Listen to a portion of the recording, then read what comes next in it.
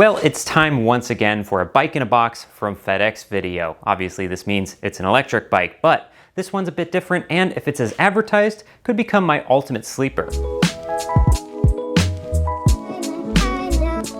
Go ahead and type into Google electric off-road bike. You'll find hundreds upon hundreds of listings from brands that are known and even more from brands that are not, with price differences that boggle the mind. Which makes you wonder, to what extent are you paying for quality and to what extent are you just paying for a brand name? This bike, however, may answer that. This is a WindOne, or WindOne if you prefer. Punctuation matters. As of recording this bike costs under $1,000 and looks exactly like many other bikes out there, some of which cost 4 times that. Specifically, this is their E2 Fat Tire Adventure, and my thanks to the people at WindOne for graciously providing this to me for my thoughts. Link in the description if you're interested, by the way. And so we can see if this is a quarter of the cost or a quarter of the bike. Starting with the packaging, nothing too special about it, but it was packaged well. I mean, there was no part of cardboard that was not covered with packing tape, so this thing was 100% sealed, and it put my cutters to good use with a sheer number of zip ties. And after a fairly painless install, we can see what we actually get. And what we get looks promising. Everything looks pretty sturdy and well built. It's got this tubular, beefy chassis, which looks like it can take a beating if need be. And like I said, installation was pretty easy. This bike comes with a toolkit, so you can put everything together as is without needing tools already. And this toolkit is actually a pretty good one. It has these really long hex keys with ball ends, which are super helpful and definitely something I'm gonna keep in my own toolbox. And the wrenches provided are actual wrenches, not those horrific pieces of stamped metal that come with other bikes. Mototech. It even came with its own air pump. Controls feel decent and has everything you'd expect, including a nice looking center screen, even a bell. And this is where things get a little bit different, because this bike comes with these, which I'm told are called pedals. That's right, it's not just an e-bike, it's an e-bicycle, and that is where the potential for this thing to be a sleeper comes into play. Because with bikes like these, the use case is limited and, let's be honest, morally questionable unless you stick to private roads, private property, or OHV areas. These pedals, however, open it up to everything else. I can literally take this bike anywhere I want. Mostly. So stats. If this is a quarter of the price, is it a quarter of the power? The E2 here produces 750 watts of power. It has a top speed of 20 miles an hour or 28 if you're pedaling. It has a 48 volt battery and is capable of about 46 miles. However, the top of the line models boast 750 watts of power, a top speed of 20 miles an hour, and a 48 volt battery capable of 40 to 55 miles of range. Wait a minute. With pedals comes rules and classification. According to the government, this bike is a class 3 e-bike. So what that means is that it's limited to 750 watts of power and a top speed of 28 miles an hour with pedal assist. So to stay within the rules, every bike out there is going to be nominally 750 watts and just as fast. In fact, I wouldn't be surprised if these bikes are using the exact same motors and controllers as some of the name brands do. And that kind of supports my theory that if you're paying premium prices, what you're really paying for is the sticker on the side. But that's just a theory at this point. We gotta ride it to be sure. And off we go into the unknown, also known as a bike lane. Yes, this is a bicycle I'm pedaling, but I'm wearing a motorcycle helmet. It's all I got. And if you think about it, this bike is a little bit more of a motorcycle than it is a bicycle in a few aspects that I've already discovered, but I'll get into those a bit later on. But so far it's smooth sailing. I'm in the highest gear, so I'm going as fast as I can, which, as I said, is 28 miles an hour, and it's 27.9 showing right now on the dot. And as we go, I guess we'll get to experience another side of commuting, something that's not gas-powered or public transit related. And this is what excites me most about this bike, that I can actually use this around town, not just a designated A-to-A riding experience or something that I need to load up into my car and take to a designated riding spot. Something for around town that might actually be fun. We've gone a little ways now, according to this, minus the mileage that I've done already. I've just clicked over 6 miles. But I did notice that my battery bar has lost one. I have no idea what that means, but it means I'm losing battery life, of course. And it does make me think a little bit about the range. So the maximum range with pedal assist is 46 miles or so. I think they claim 46.6. But it also specifies that if you're not using the pedal assist and you're just using the throttle, full electric, it's down to something like 20 something miles. I don't remember exactly, but almost half. But when I'm in level 5 going my max speed, my legs aren't really doing anything. Like, I'm pedaling away, but there's no resistance on the pedals. I'm not actually putting in force to actually get this thing going along. It's entirely the electric motor, which makes me wonder about that claim, because I don't think just randomly swinging my legs around and around in a circle like this is gonna give it double the mileage. The math ain't mathin'. So I do need to add a correction to this after the fact. I went back to the website again and saw that it's actually 28 miles with 28 miles an hour and the potential of going 46 with actual pedal assist. So they actually want you to put some effort into the pedaling so that you get the full range estimate. That said though, even in the highest gear, I was only finding pedal resistance when I was going 13 miles an hour or less. So that means you can go 46 miles theoretically, but it's gonna take you more than double the time. Status update, we've gone officially 10 miles and I lost another bar. So I had 5 total, now I only got 3. I hope I don't run out of range because I'm almost to my halfway point and then I was gonna turn around and go back, but we'll see. At least these downhills help. Woo! That's a little scary. So when you turn on the bike, this is the screen that you get. It's pretty self-explanatory. You have miles per hour in the middle, you have the speed modes just below that, and then a menu on the bottom which you can toggle between things like trip, average speed, max speed, and a few other things. You got your battery indication level up top, and then to control this on the left-hand side, there is a little control panel with a big plus and a big minus, and the power thing, of course, and a few buttons on the side which are a little hard to get to, but I guess you're not using it as much, which is the info button and the headlight button to turn on the front headlight. So all you really need to do while you're riding is use the plus and minus buttons to go through the different speed modes. It goes from 0 all the way up to 5, and this is what's used during pedal assist. And from what I've found, that these speed modes are really just gears. Whether you're pedaling hard or soft, it's going to give you a set mile an hour depending on which speed you go. All right, let's show you what the different levels are and how they basically act like gears. So level 1 here is set at basically 10 miles an hour. If we jump up to 2, we get to a whopping 13 miles an hour. Level 3, 16 miles an hour. Level 4 is 20 miles an hour. And level 5, the full 28. You know what? So far so good, but things started to take a turn as soon as I turned to go uphill. I reached an incline.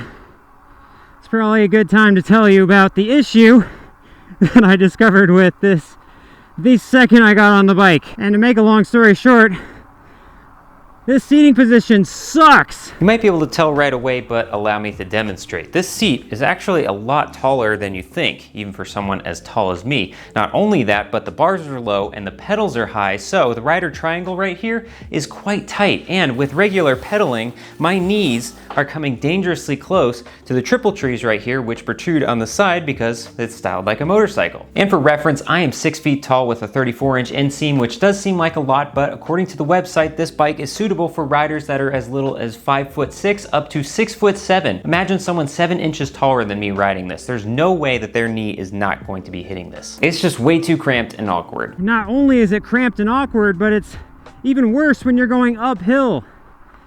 And even worse on top of that, if I wanted to actually get some pump into my pedaling and stand up, because now my knees are hitting the triple tree, especially in a really steep one.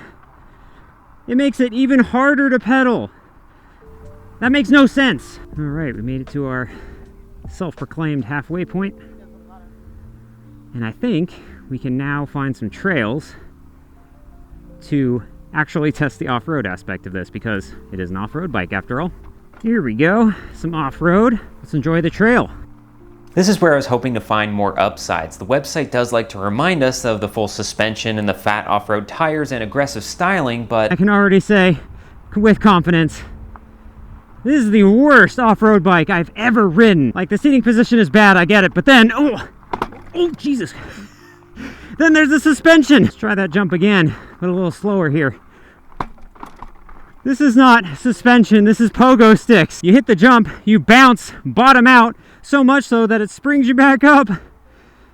I wasn't ready for that. And that may seem exaggerated, but does this look stable to you? And this is even with all of the adjustments made. There is preload on the front forks, which I cranked all the way up, and I even adjusted the preload spring by tensioning that on the rear, but still, it's as much a pogo stick as, well, a pogo stick. Oh God, and here's that terrible position emphasized by the steepness of this hill. Oh my God, I'm killing myself to get up this. Not only that, my knees keep smacking the triple tree every time. And on top of that, the derailleur is terribly out of alignment for first gear. Nice. It's so bouncy, I almost lost my bike lock here. And I know what you're probably thinking. Use the rest of the seat. It goes long enough that you can put yourself further back and get your knees out of harm's way, right? Yeah, no, because if I slide all the way back here, now my ass is just hanging out, and the bars are even lower. But hey, I did find one positive thing I'll note. We're in a parking garage, so I can use my headlight. It's not totally dark, but it's actually really, really good at night. I did try it earlier. Maintenance in progress. Oh shit. Worst suspension ever. Well, we have now just crossed the halfway point of the theoretical range, so we've gone 23 miles.